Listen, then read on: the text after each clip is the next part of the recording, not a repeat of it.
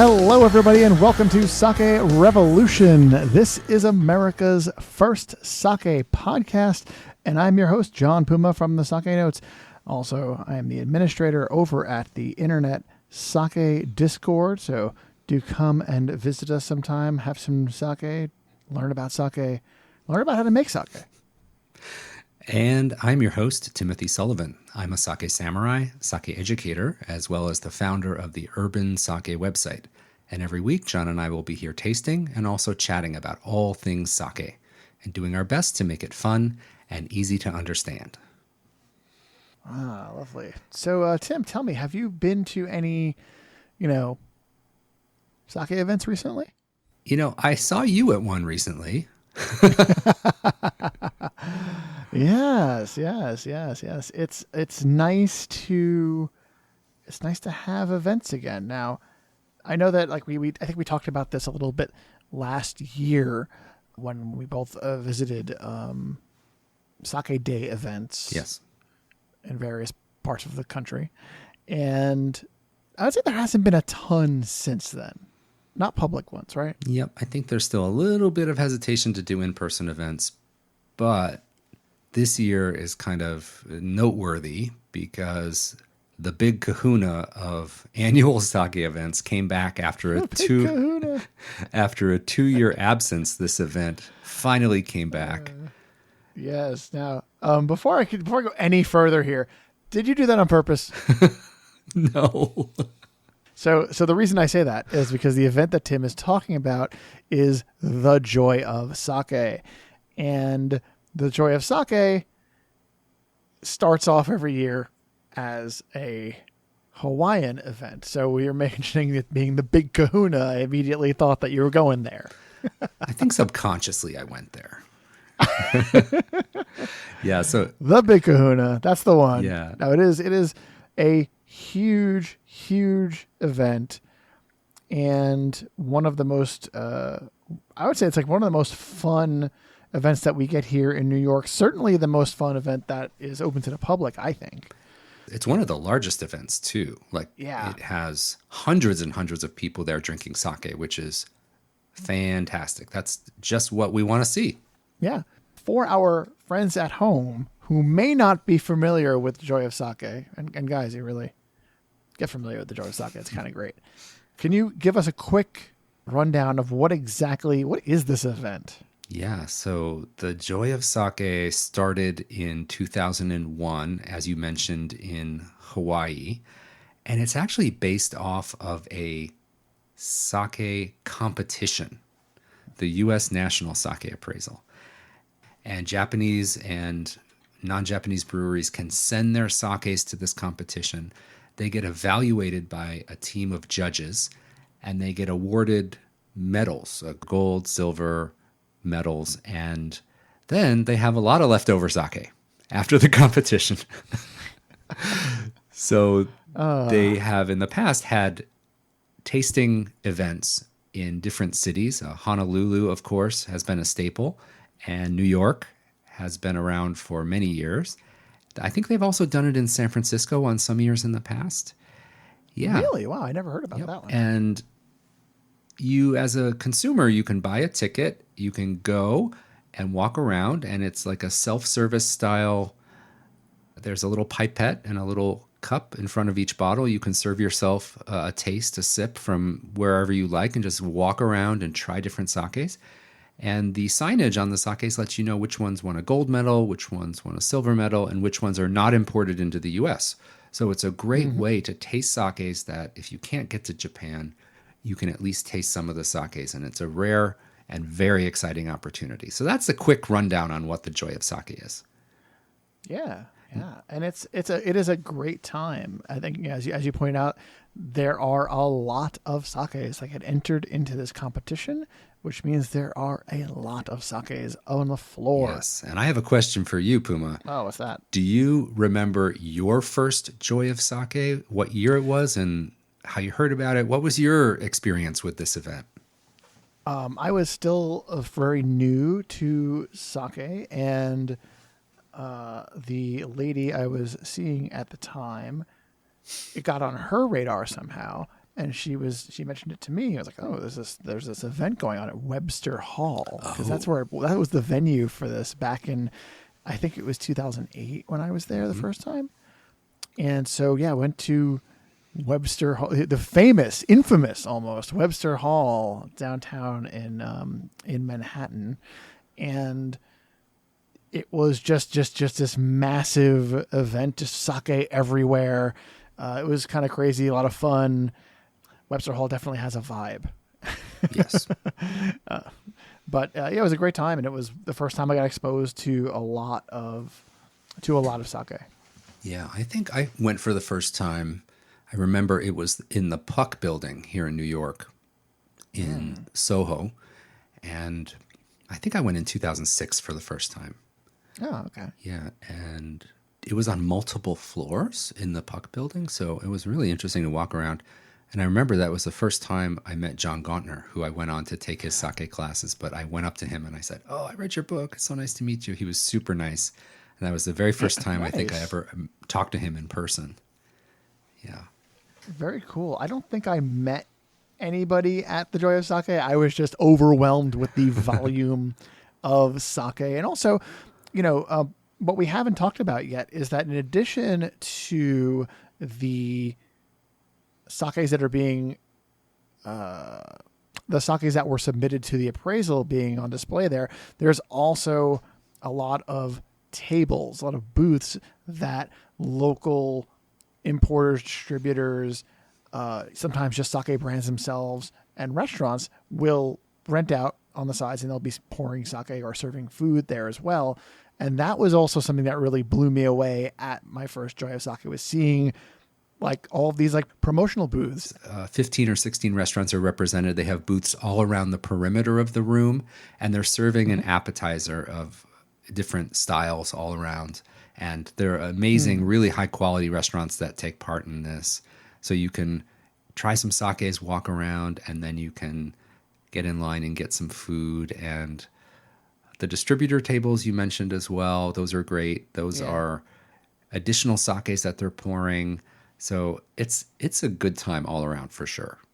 Yeah. And, and sometimes these distributors, they might have some surprises. They might have some things that are not quite yet available. And that's always a lot of fun. That's always a good time.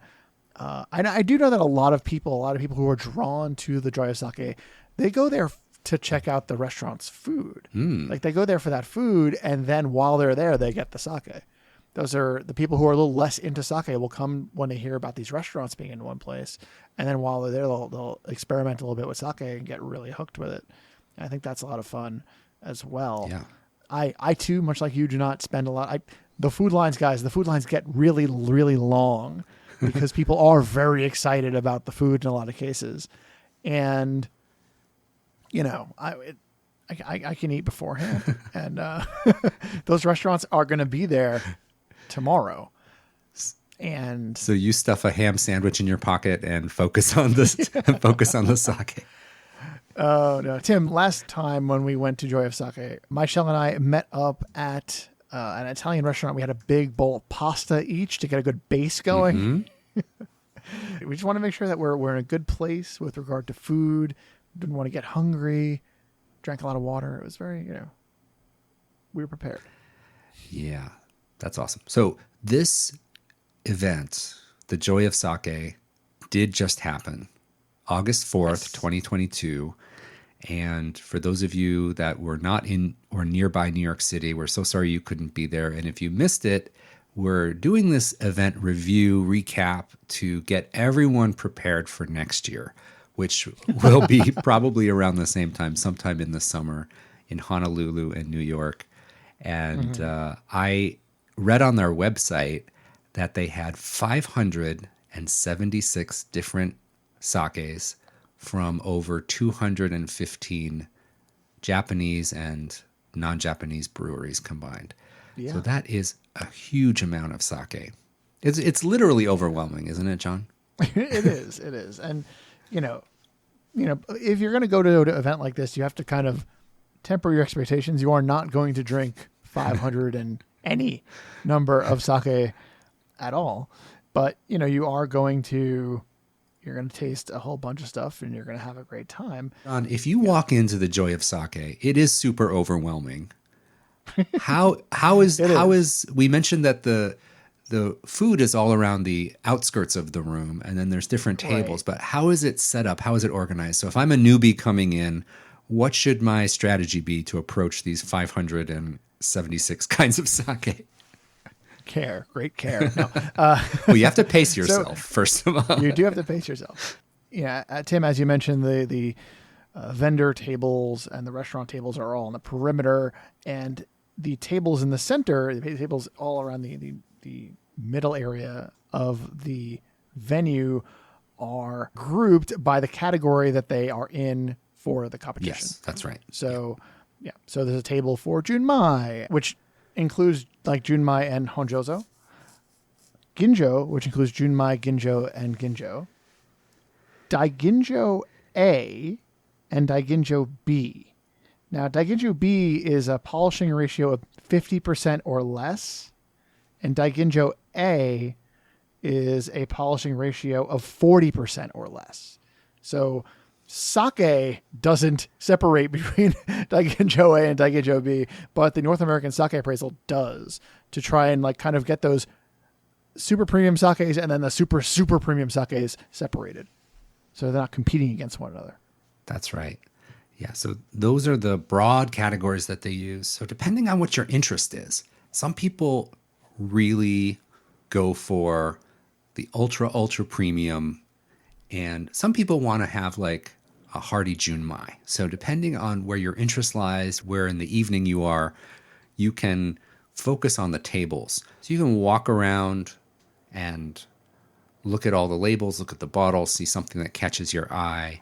And when I first went to Joy of Sake, way back when, I would just walk around, and if there was a label or a label design or something about the bottle caught my eye, I would just like, I knew nothing about nothing. So I was like, I don't even know where to start. So I would just go around, look at the label art, and if something grabbed my eye, I would try it. Sometimes I would hate it. Sometimes I would love it. I would make a note of anything that really caught my fancy and just remember that brand name. And I remember being obsessed at the beginning with there's a little indicator on the label by each bottle that says whether it's imported to the US or not. So all the sakes that were, before I had my first trip to Japan, all the sakes that were not exported to the US, I really focused on those. I should have just enjoyed myself, but I was way too in my head about the whole thing. So instead you were just like looking for those, looking for the asterisk that tells you it's not available in the States. For me, I try to look for brands that I love and have experience with, but bottles that they don't export yet. Yes. And there's usually so many like that you can like spend most of your time going through and hitting all of these bottles that are somewhat familiar, but also a little bit new to you. Yep. And it's a lot of fun. It's a great time. Yeah. And when it comes to organizing events, one of the guys who made this event come together is none other than our friend CJ, Chris Johnson, the Sake Ninja. And he did an amazing job as well. It was an amazing effort to make this event happen. So CJ, all the volunteers, everyone who worked on the event just did such a good job. So they get a corral of volunteers that monitor each table and keep the sake in the little cup that you can go with your pipette and sample out. And they need to keep an eye on everything, answer people's questions, help people navigate the table. And there's all the setup and all the breakdown. And it is mind-boggling the amount of work that goes into organizing this many volunteers and this much sake. So hats off to them, right? Tim, you're absolutely right. It is absolutely massive, and hats off to everyone involved with organizing that huge event. Yeah. Now, you and I went to this event, and we had on our Sake Revolution t-shirts. We did. Yes. We were representing our brand. Yes. I thought we might need a little more crowd control than we actually needed, but there weren't too many people swamping us for autographs. No autographs. Having said that, though, I did have quite a few people that came up and oh, are you John? And telling me that they listen to the show. Oh, that's great. Or that they go to the Discord. That was a lot of fun. It was nice to kind of, see people in person and have them tell me to my face that they appreciate something I'm working on. I think that's a lot of fun. I think that's nice. So, John, did you have any major discoveries or highlights or any sakes you went around and tasted that you thought were amazing? So I do keep tabs of, which sakes I really enjoy when I go. I always, since the last few years, there's always one sake I go to. That's my first one I always go to when I get there. And if I can find it. And it is the Kudoki Jozu Ayama Junmai Daiginjo. If I can find it, that's what I want my first taste to be. This year didn't quite work out that way. I had a little trouble locating it, so I had a couple of daiginjos from Mutsuhasen, which I think we've talked about on the show before. I am a huge fan of that brand, so it was a lot of fun being able to taste a whole slew of their sakes that they just don't make available in the States yet. Having said all of that, there was one bottle in particular that I need to shout out because I loved it. And that was, there's a new brand from Ota Sake Brewery in Mie Prefecture. Their main brand is just called like Hanzo, but this one is a new imprint for them, a new brand called Hanzo and, so like Hanzo ampersand. And this was the Hanzo and Omachi Junmai Daiginjo. Wow. That's a deep cut. Yeah. And it was so nice. It had so many of the things I love about really nice daiginjos, really like my style, very fruity, but also it was a really great representation of omachi. So kind of had like a nice bit of acidity to it and that richness, but also like it opens up with like a taste of strawberry. Oh, it was wonderful. And I'd love to see that come over to the States one of these days. Well, John, when I introduce the show, I guarantee our listeners every week that we will be tasting and chatting. So we cannot neglect our tasting. And no, we've done a lot of chatting. So we picked out a seasonally appropriate, fun, sippable sake to enjoy. Which ironically was not available at Joy of Sake. Technically not at the Joy of Sake, but... Technically not, no. Let's get this open. And do you want to give us the rundown on what we'll be enjoying today? Certainly, Tim. I would be happy to. So today we are going to be tasting Niwa no Uguisu. This is their usu-nigori nama junmai ginjo. That's a mouthful. Now this brand name rings a bell. Yes, as it should for Sake Revolution historians out there. We actually featured Yamaguchi-san, the Kuromoto of Niwa no Uguisu, on episode 49 of the show. That's 49, right? 49, right, yep. Tim? Oh, fantastic. And their stuff is just really lovely, and I think it flies under the radar for a lot of people. So I'm glad we get to kind of pull it back and get it on people's minds. Yeah, and this is the brand that a lot of people in English call Nightingale's Garden, right? So that might help trigger a few memories for people. Mm-hmm. First, before we get into the numbers on this or anything like that, I just want to talk about this label for a moment. So Niwa uses a slightly different bottle type where it's a long, thin neck that bulbs out a bit further than your average bottle. So it's got a little bit of a unique look to it. And this particular bottle being their Nama, it has an interestingly colored label with almost like a light blue, almost like a cyan background. And the Nightingale, which is always present on their labels of this brand, is kind of like magenta almost, or like a light purple. I don't know. What do you think about that color, Tim? It's a beautiful label. Beautiful. So this usu-nigori junmai ginjo Nama uses Yamada Nishiki rice for the koji and yume ikon rice for the kakemai, or for the starch component. Yes. The polishing ratio is 50%. They use an in-house yeast that they're not disclosing. And the sake meter value is 0. It has the same density as water, and the alcohol by volume is 16%. Yes. And this is from Fukuoka Prefecture, which I love. Yes. Can't wait to go back.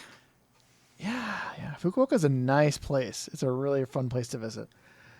So we should define just one more thing for folks, because we mentioned that this is an usu-nigori, right? Yes. And Tim, what is an usu-nigori? So nigori is a word you may have heard if you like the cloudy styles, but usu means like just a hint of nigori, just a little whisper of a nigori.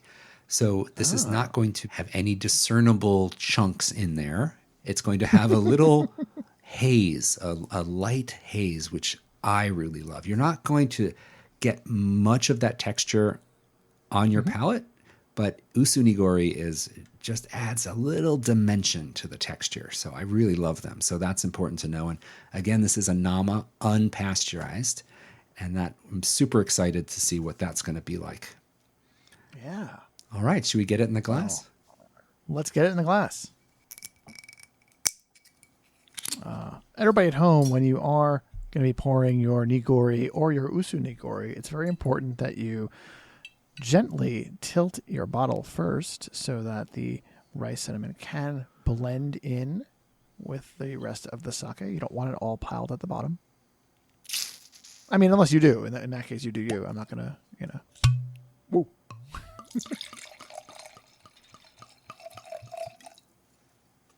All right. So when you look at this sake in the glass, it is not crystal clear. Like we often talk about a sake being see-through, crystal clear.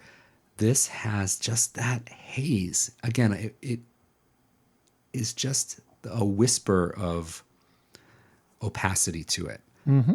Yeah. But just it's so elegant too.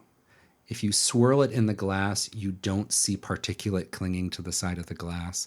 So it's just a whisper of that usu-nigori, little tiny specks of rice starch that float around in there, but really elegant treatment of that.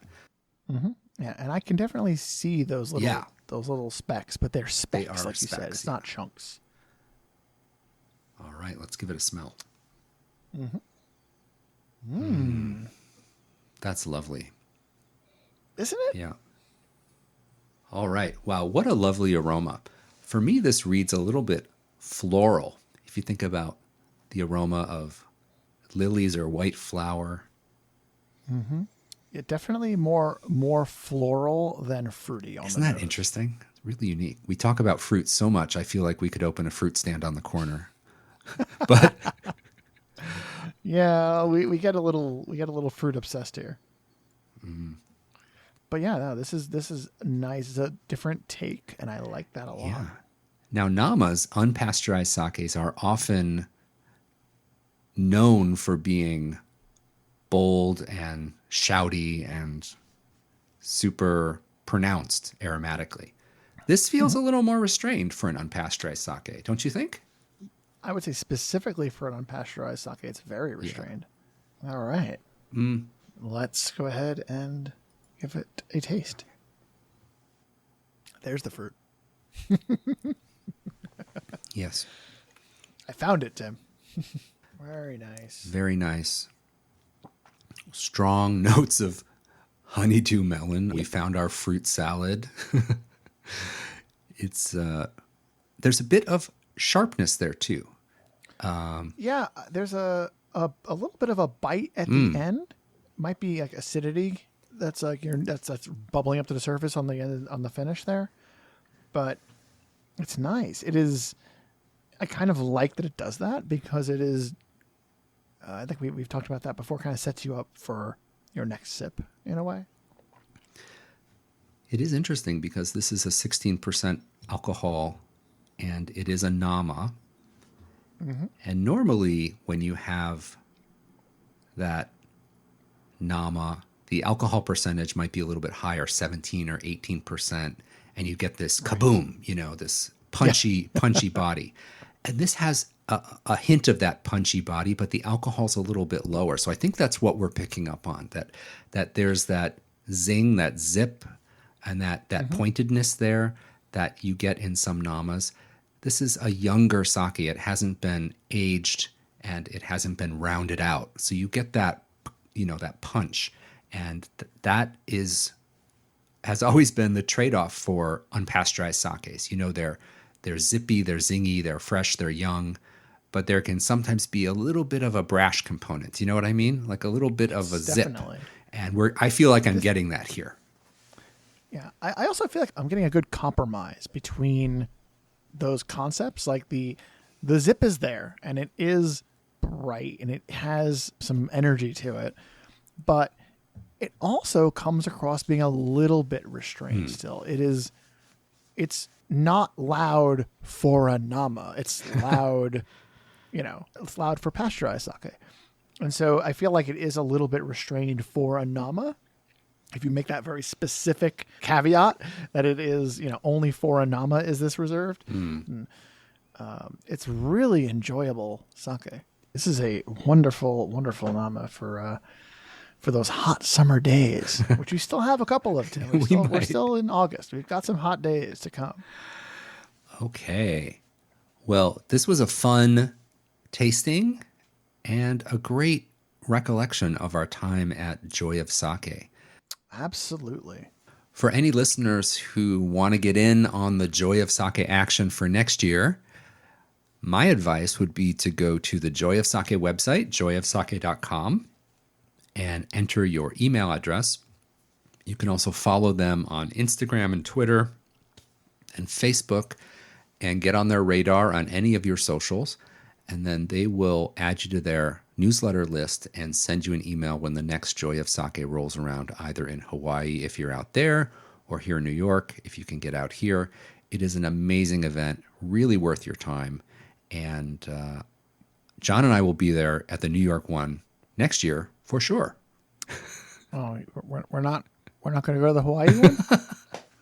Honolulu is kind of nice, Tim. This is an excellent excuse to be like, oh, you know what? We've got to go to Honolulu. Shucks.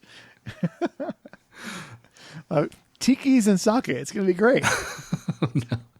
We heard about your Hawaii vacation on a previous episode. It was a lot of fun. I'm looking for an excuse to return. Maybe this is it. Okay, if there's any sponsors out there, Hawaii Airlines, I'm looking at you. If you want to sake sponsor us all the way to Honolulu. Anyway, so now we hope all our listeners will explore the Joy of Sake for next year. And John, great to taste with you. What a fun sake we had today. I'm really looking forward to a lot more fun sakes for the rest of the summer. And I want to thank everyone for listening. Thanks to all our listeners for tuning in each and every week. And a special shout out and a special thank you to our patrons. We love our community on Patreon, and we want to thank all of our supporters. If you'd like to get more information about supporting the Sake Revolution podcast, visit patreon.com/Sake Revolution. That's right. And Tim, for folks out there who might want to reach out to you or me individually on social media, what's the best way for people to get a hold of you?